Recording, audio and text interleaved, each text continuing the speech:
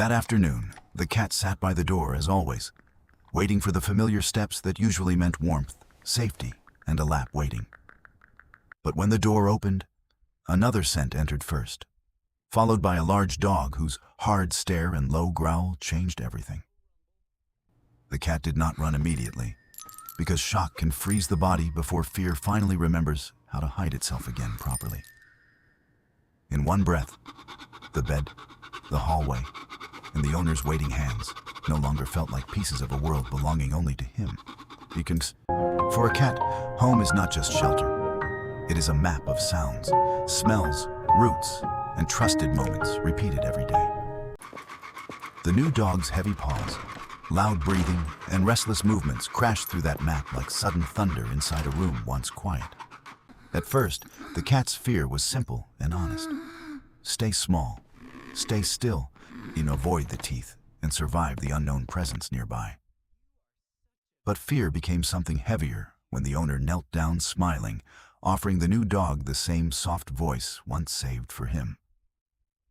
Animals notice patterns faster than explanations. So the cat did not understand intentions, only that love was suddenly being divided in front of him. That is why the first true wound was not the growl, but the owner's gentle hand resting somewhere his heart believed belonged.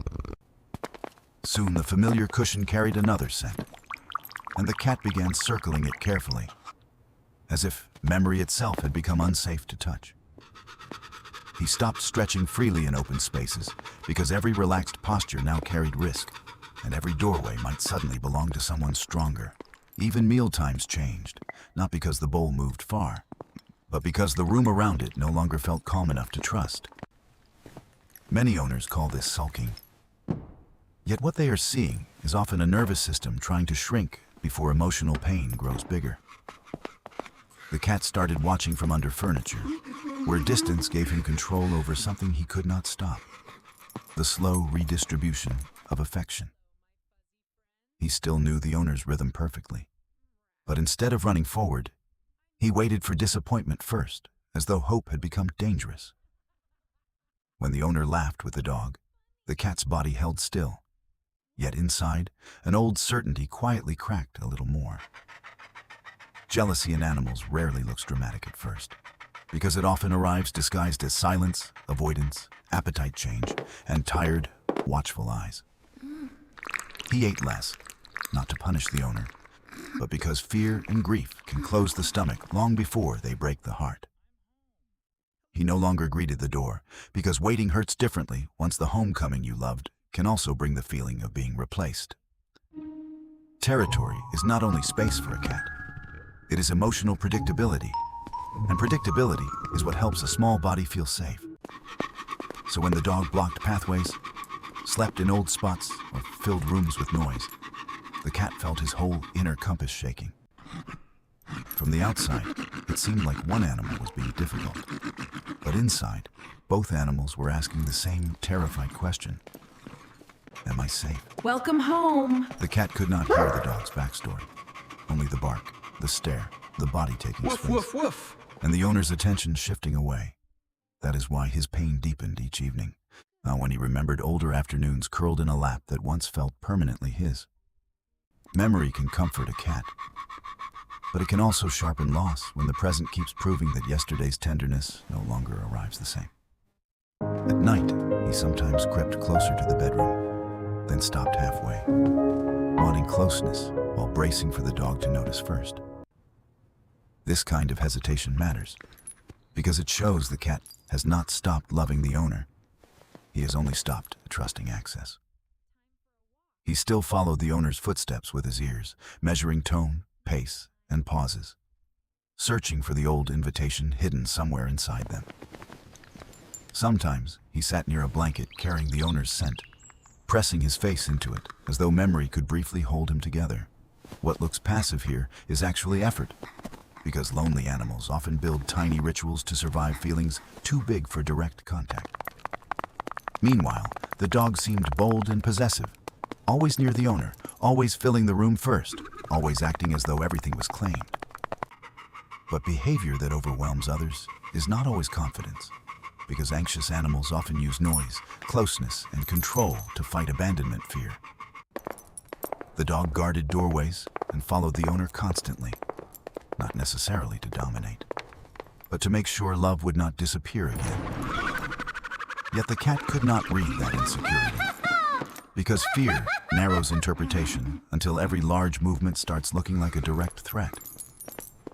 And the dog could not read the cat's sadness either, because tense bodies often mistake quiet retreat for rejection instead of pain.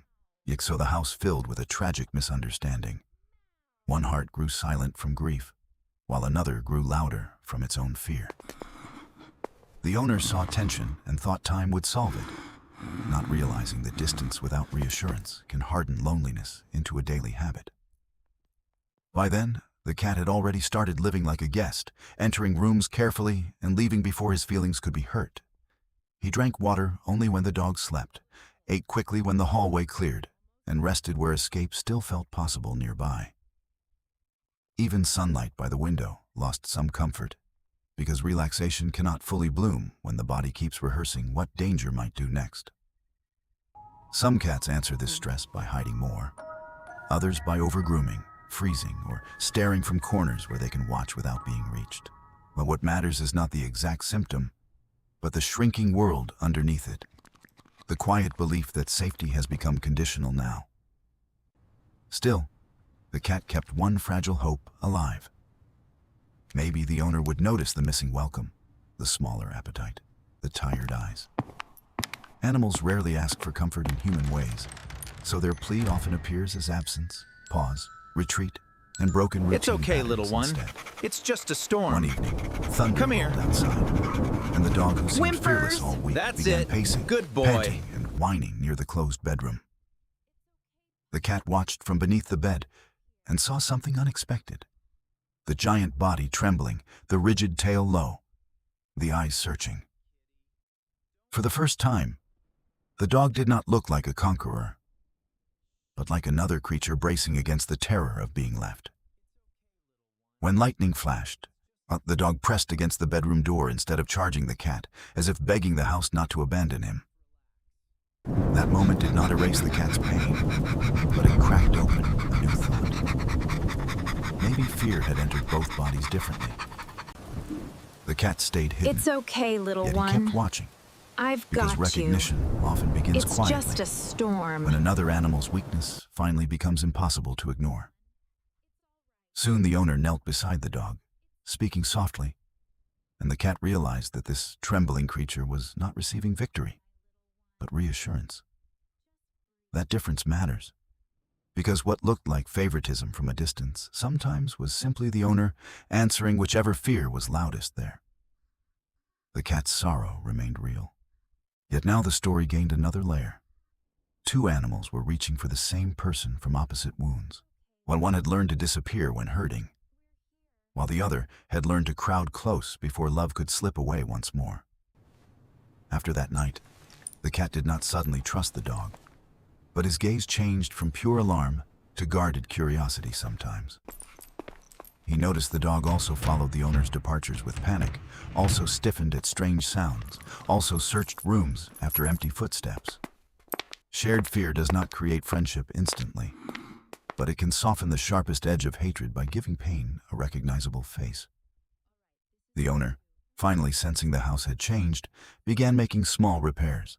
Separate resting places, calmer greetings, slower introductions, more deliberate touch. Those changes did not solve everything overnight, yet they told the cat something essential. His place was shaken, not truly lost forever. A quieter ritual returned when the owner set aside moments just for him, not out of guilt, but to rebuild predictability gently. He still approached carefully, because trust after rupture walks on small feet, testing every kindness before believing it can stay a while safely. Sometimes the dog watched from a distance too, no longer charging forward, as if even he had learned that gentleness keeps doors open. The cat noticed this first in the hallway, where the dog paused and let him pass, surrendering space without growling or chasing. Small permission can feel enormous to a frightened animal, because safety often returns through inches, pauses and moments that do not explode. So the cat began resting outside hiding places again, first near the bed, then by the chair, then closer to the owner. He was not becoming the old cat again, because loss changes animals. But he was learning that love can widen without vanishing.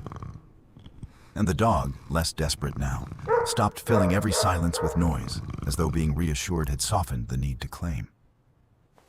This is the part many people miss. Rivalry sometimes shrinks only when both animals feel seen, not when one is punished harshly. What the cat needed was not a lesson in sharing, but clear proof that affection had expanded rather than quietly abandoned him. What the dog needed was not constant surrender from others, but enough security that closeness no longer had to look like possession. Once the owner responded to both fears differently, the house stopped feeling like a battlefield and started feeling negotiable again for everyone.